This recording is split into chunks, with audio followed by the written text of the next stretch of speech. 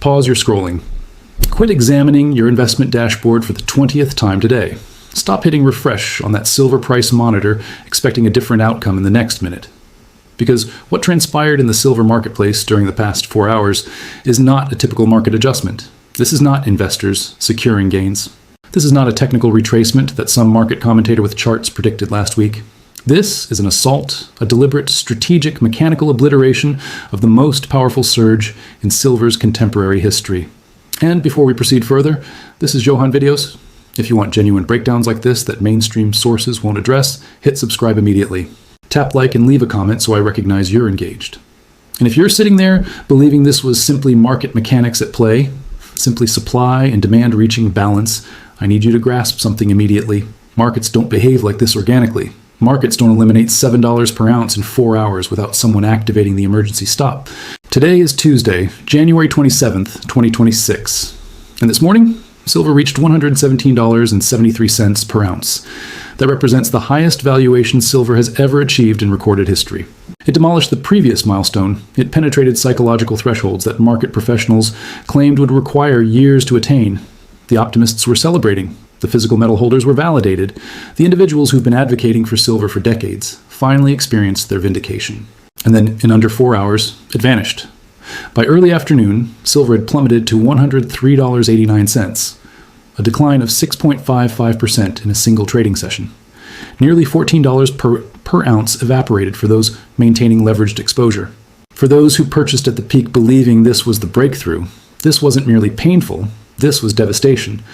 But here's what you must comprehend. This crash didn't materialize because silver suddenly became less valuable. It didn't materialize because industrial consumption evaporated overnight. It didn't materialize because investors awakened and concluded precious metals were problematic. This crash materialized because someone determined it needed to materialize. And when I state someone, I'm not referencing an online forum or a collection of retail traders panic liquidating. I'm referencing the institutions that operate the mechanisms of the paper market. I'm referencing the exchange that establishes the regulations. I'm referencing the banks that have been positioned incorrectly on this trade for years. They activated the trigger, and today we're going to demonstrate exactly how they executed it, why they executed it, and most critically, what this signifies for everyone maintaining physical silver currently. If you're here because you desire the truth, if you want to comprehend what just transpired beyond the headline confusion, hit subscribe immediately. Leave a comment, even just Johan Videos, so the algorithm recognizes you're actually engaged. Because what we're about to examine is the variety of analysis the mainstream financial media will never provide you. They'll inform you it's volatility. They'll inform you it's a speculative bubble deflating. They'll inform you to proceed. Nothing to observe here. But we're going to demonstrate the transaction documentation. We're going to demonstrate the margin increase. We're going to demonstrate the banks participating. And we're going to clarify why this moment, as harsh as it seems, might actually be the final desperate maneuver before the entire paper pricing infrastructure collapses permanently. Let's commence with the instrument. Because to comprehend how they terminated the surge, you need to comprehend the one mechanism the exchange possesses that can halt any market immediately. It's designated a margin increase. And superficially, it sounds mundane. It sounds like technical terminology that exclusively affects professional traders. But in reality, a margin increase is a financial instrument of mass destruction when deployed at precisely the optimal moment. Here's how it functions in straightforward language.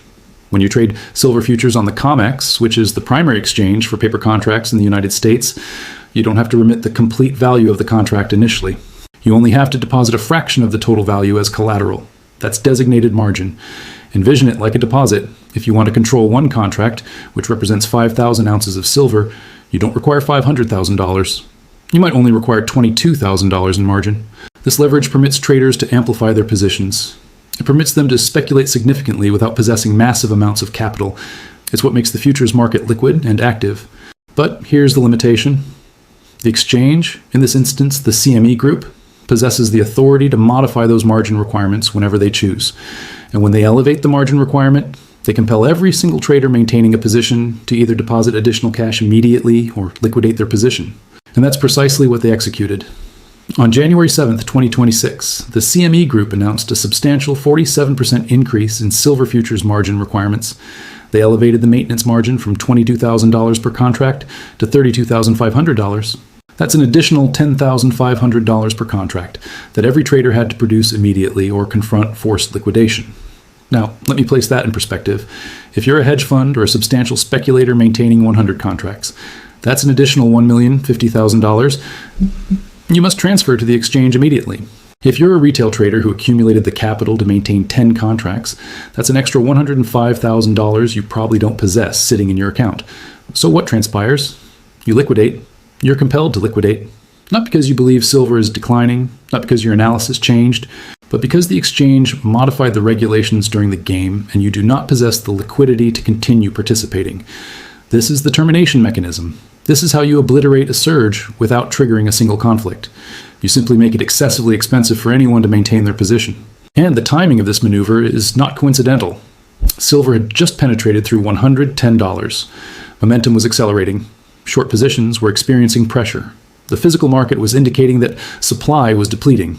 Lease rates, which measure how expensive it is to borrow silver, had spiked to 8%.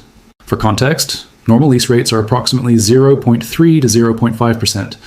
When lease rates reach 8%, it signifies the market is desperately short of physical metal. So the exchange observed the approaching disruption. They observed that if silver continued ascending, if it penetrated through $120, $130, $150, the entire paper market could implode. Banks that are short silver would confront catastrophic losses. The system that permits them to control the valuation with paper contracts would disintegrate. So they activated the termination mechanism, they elevated margins. They forced liquidation, and they transformed a historic surge into a flash crash. But here's the component that should provoke your outrage. This is not the first occasion they've executed this. This is a pattern. This is a strategy they've implemented previously. And when you examine the history, the evidence of manipulation is undeniable. In 1980, when silver surged toward $50 per ounce, COMEX intervened and restricted new long positions. They modified the regulations. They terminated the rally. The Hunt brothers, who were accumulating massive quantities of silver, were eliminated and silver collapsed. In 2011, when silver reached $49 and was threatening to break the all-time high, the CME elevated margins 5 times in 8 days. 5 times. They obliterated the rally. Silver declined from $49 to $26 in a matter of weeks. And now in 2026, history is repeating. Silver breaks records. The exchange elevates margins and the rally dies. This is not a free market. This is a controlled market. And the controllers are the identical institutions that have been penalized, investigated, and exposed for manipulation repeatedly. Let me provide you a name, JP Morgan. In 2020, JP Morgan remitted a record $920 million penalty for manipulating precious metals markets. That's not a conspiracy theory. That's a settled legal case. They acknowledged spoofing, a practice where traders place fraudulent orders to manipulate valuations. They acknowledged rigging the market for years. And today, JP Morgan is one of the largest participants in the silver market. They are one of the primary dealers on the COMEX. They are positioned on one of the largest physical stockpiles of silver globally, and they have been on both sides of this arrangement, shorting paper while accumulating physical. So when you observe a margin increase that perfectly coincides with a historic price spike, and when you observe the identical bank that was penalized for manipulation heavily participating in the delivery process, you must ask yourself, is this genuinely just about managing volatility, or is this about protecting the banks that are short? The answer is obvious. This was an assault. This was a coordinated effort to prevent silver from breaking free of the paper pricing system, and they succeeded for now. But here's what they cannot control. They can manipulate the paper valuation. They can force liquidation in the futures market. They can crash the chart. But they cannot create physical silver. They cannot mine it from thin air. They cannot refine it with a keystroke. And that's where the genuine story commences. While the paper valuation was experiencing destruction in New York, something completely different was transpiring in the physical market. And this divergence, this expanding gap between what the screen indicates and what individuals are actually remitting for real metal, is the most significant story in the silver market currently. Let me provide you a figure that should shock you. While COMEX was trading silver at $111 after the crash, physical silver in certain regions of the world was transacting at $130 per ounce. In Japan, documentation indicates physical silver clearing at $130. In Kuwait, $116. In South Korea, $97. Even in the United States, premiums on physical coins and bars have exploded. The spread between the futures valuation and what you actually must remit a dealer to obtain metal in your possession has widened to levels we've never witnessed previously. This is what we designate the Great Divorce. The paper market and the physical market are no longer communicating to each other. They're operating in 2 different realities. And the reason for this division is straightforward. There's insufficient physical silver to satisfy demand at these paper valuations. Let's discuss supply for a moment, because this is where the manipulation disintegrates. The paper market can print infinite contracts. They can create synthetic ounces with a computer, but the physical market cannot. Physical silver must be mined, refined, fabricated, and delivered. And every step in that process requires time, energy, and genuine resources. Currently, the physical market is screaming shortage. COMEX registered inventories, which is the silver available for immediate delivery, have plummeted by over 70% since 2020. That signifies the quantity of silver positioned in vaults ready to be delivered to contract holders has collapsed. We're discussing a drop from hundreds of millions of ounces to a fraction of that, and it's not exclusively the United States. In London, which is the other primary hub for silver trading, inventories have been draining at an alarming rate. Between early January and mid-January 2026, 33.45 million ounces were physically withdrawn for delivery from COMEX. That's 26% of registered inventory in a single week. When you observe that variety of drain, when you observe physical metal departing the system at that pace, it's an indication that individuals no longer trust paper promises. They want the genuine article. And when everyone wants the genuine article simultaneously, the valuation should skyrocket. But the paper market maintains it, suppressed with margin increases and forced liquidation. Now, here's where it becomes even more fascinating. On January 1st, 2026, China implemented one of the most aggressive export control regimes in modern commodity history. China reclassified silver as a strategic dual-use metal. That signifies they now treat silver the identical way they treat rare earth elements and critical defense materials. You can no longer export silver from China without government approval. And only 44 companies have been granted licenses to export silver over the subsequent 2 years. Why does this matter? Because China processes and refines more than half of the world's silver supply. They are the intermediary between the mines in South America and the factories in the West. When China restricts exports, they restrict global supply. And that's precisely what's transpiring. The immediate effect of this policy has been a spike in premiums in Asia. In Shanghai, physical silver premiums over the London spot valuation have reached $8 per ounce. That's the widest spread on record. Chinese buyers are panic purchasing physical metal because they recognize that once the export restrictions fully activate, silver is going to become even more difficult to obtain. And here's the geopolitical angle. This isn't exclusively about supply and demand. This is about weaponizing commodities. Silver is embedded in every piece of modern technology. It's in solar panels, it's in electric vehicle batteries, it's in semiconductors, it's in military electronics. When China controls the flow of silver, they control the flow of technology. They control the supply chains of the West. So while the paper valuation is experiencing destruction on COMEX, the physical reality is this: silver is becoming a strategic asset. Governments are recognizing that without silver, you can't construct the green energy infrastructure. You can't manufacture high-performance electronics. You can't compete in the artificial intelligence revolution that requires massive data centers full of silver-laden components. And that brings us to the most critical question. If the physical market is so constrained, if demand is so powerful, if governments are hoarding and restricting exports, why isn't the valuation reflecting that reality? The answer is that the paper market is still in control, but that control is deteriorating. Every margin increase, every forced liquidation, every attempt to obliterate the rally is an indication of desperation, because the more they manipulate the paper valuation, the more individuals recognize the paper valuation is fraudulent. And when sufficient individuals recognize the fraud, they stop trading paper and they commence purchasing physical.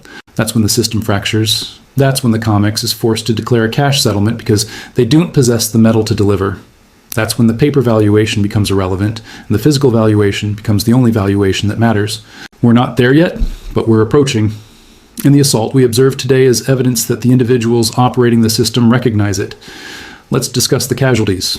Because when you elevate margins by 47% overnight, when you crash the valuation by $14 in 4 hours, someone must lose. Someone must remit. And in this instance, the losers were the traders who believed the rally was genuine and who wagered accordingly. The most dramatic example originates from India. In the city of Rajkot, which is a major hub for silver trading in India, 44 silver trading firms officially declared insolvency in the aftermath of the margin increases and valuation crash. These firms had combined liabilities of $425 million. That's not a typographical error. $425 million in losses from a single coordinated assault on the silver market. These were not small-time speculators. These were established trading houses that had been operating for years, but they made the fatal mistake of maintaining paper positions, not physical metal. They were participating in the futures arrangement. They were leveraged. And when the CME activated the termination mechanism, they couldn't satisfy the margin calls. They were liquidated, their businesses were destroyed, And here's the cruel irony. While these Indian firms were experiencing bankruptcy, the valuation of physical silver in India was soaring. On the multi-commodity exchange in India, silver reached a lifetime high of 259,692 rupees per kilogram on January 7th. That's roughly $113 per ounce after conversion. So physical silver in India was trading higher than the COMEX paper valuation. The physical market was screaming purchase, but the paper traders who were leveraged on margin were experiencing annihilation because the exchange modified the regulations. They possessed the correct analysis, they just possessed the incorrect instrument. This bankruptcy wave in India is a microcosm of what's transpiring globally. Traders who are exposed to paper silver, who are participating in the leverage arrangement, are experiencing obliteration. Not because they're incorrect about silver, but because the system is designed to obliterate them when they threaten the established order. And it's not exclusively retail traders. Even substantial institutions are experiencing the pain. Banks that are short silver have been hemorrhaging capital as the valuation ascended throughout 2025. According to the Commodity Futures Trading Commission, its Commitment of Traders report, as of early December 2025, commercial banks were net short 212 million ounces of silver. 212 million ounces. At $100 per ounce, that's a $21 billion short position. Every dollar that silver rises costs these banks $212 million in paper losses. When silver ascended from $80 to $117, that's a $37 movement. That's $7.8 billion in losses for the shorts. So who do you believe possesses an incentive to crash the valuation? Who do you believe benefits when the exchange elevates margins and forces liquidation? The answer is the banks that are short.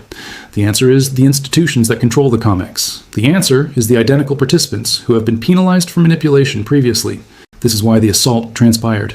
Not because silver fundamentally deserved to crash, but because the shorts required relief. They required to repurchase their positions at reduced valuations. They required to reset the situation before the losses became existential. But here's what they didn't account for. Every occasion they manipulate the valuation lower, they create purchasing opportunities for physical buyers. Every occasion they crash the paper market, they widen the gap between paper and physical.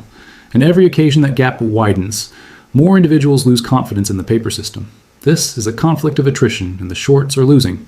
Affirmative. They can prevail in battles. They can crash the valuation for a few hours or a few days, but they cannot prevail in the conflict because they cannot create physical supply. And ultimately, physical silver is what matters. For those of you watching who are maintaining physical metal, this is the moment where you need to comprehend your position. You're not maintaining a paper promise. You're not exposed to margin calls. You're not at risk of forced liquidation. You're maintaining a genuine asset that cannot be printed, cannot be rehypothecated, and cannot be seized by an exchange regulation modification. The individuals who experienced obliteration in this assault were the ones participating in the paper arrangement. The individuals who survive are the ones maintaining the metal. And when the dust settles, when the paper market finally fractures, the physical holders are the ones who will possess wealth. The paper holders will possess nothing but a cash settlement from a bankrupt exchange. So where do we proceed from here? What transpires next? Because if you're positioned there maintaining silver, or if you're contemplating purchasing, you need to comprehend what the end game resembles. You need to comprehend what transpires when the paper pricing system finally collapses under its own weight. There are three possible scenarios. Let's examine each one. Scenario 1, the system resets higher. In this scenario, the paper market acknowledges defeat. The COMEX, observing that physical demand is overwhelming and that inventories are drained, permits the valuation to rise to a level that actually reflects physical reality. That signifies we could observe silver move to $150, $200, or even higher as the paper shorts are forced to cover and the physical premium collapses back to normal levels. This is the optimistic case. This is the scenario where silver holders prevail significantly. But for this to transpire, the exchange and the banks must cease fighting the market. They must accept that silver is repricing. And based on today's assault, they're not prepared to execute that yet. Scenario 2, the divorce becomes permanent. In this scenario, the paper valuation and the physical valuation never converge. Instead, we conclude with two separate markets. The COMEX continues to trade paper contracts at suppressed valuations. But nobody cares because the physical market has proceeded onward. Physical silver trades in a parallel market at substantially higher valuations, and the paper market becomes irrelevant. This is actually the most probable scenario, in my opinion, because once trust is lost, it's almost impossible to regain it. And currently, trust in the paper market is evaporating. When physical buyers in Asia are remitting $30 to $40 more than the COMEX valuation, that communicates the paper valuation has already lost its authority. In this scenario, physical holders prevail because they possess the genuine asset. Paper holders lose because their contracts get settled in cash at the suppressed paper valuation and they miss the physical premium. Scenario 3, force majeure and system collapse. This is the nightmare scenario for the paper market. In this instance, demand for physical delivery overwhelms the available supply in the vaults. The COMEX is forced to declare force majeure, which signifies they cannot fulfill their delivery obligations. Contracts that are supposed to result in physical silver are settled in cash instead. And when this transpires, the entire pricing mechanism disintegrates. Because if the exchange that's supposed to establish the valuation can't actually deliver the metal, what credibility does that valuation possess? None. In this scenario, the paper valuation crashes because nobody trusts it anymore. But the physical valuation explodes because the only method to obtain silver is through the physical market and supply is finite. This has almost transpired previously. In March 2020, during the pandemic panic, the gold futures market nearly fractured because physical delivery became impossible due to logistics. The premium on physical gold coins spiked to $50 or more over the spot valuation. The system approached within days of a force majeure declaration. They avoided it by emergency measures, but it was close. If silver proceeds down that path, if the COMEX must declare force majeure, it will mark the conclusion of paper-based price discovery for precious metals. And the new valuation, the genuine valuation, will be established by physical buyers and sellers in a decentralized market. Now let me connect this to what we're observing today. The assault on silver, the margin increase, the forced liquidation, these are all indications that we're moving toward one of these scenarios. The paper market is fighting for survival. They're utilizing every mechanism they possess to maintain control, but every occasion they activate the termination mechanism, they weaken their own credibility. Consider it. If you're a physical silver buyer in China or India and you observe the COMEX crash the valuation by $14 in 4 hours through a margin increase, does that make you trust the COMEX valuation? No. It makes you recognize the COMEX valuation is a manipulated fiction. It makes you focus on the physical market and ignore the paper confusion. And that's precisely what's transpiring. Physical buyers around the world are decoupling from the COMEX. They're constructing their own pricing networks based on actual supply and demand in their regions. And as more of the world executes this, the COMEX becomes less and less relevant. For those of you maintaining physical silver, this is why you maintain.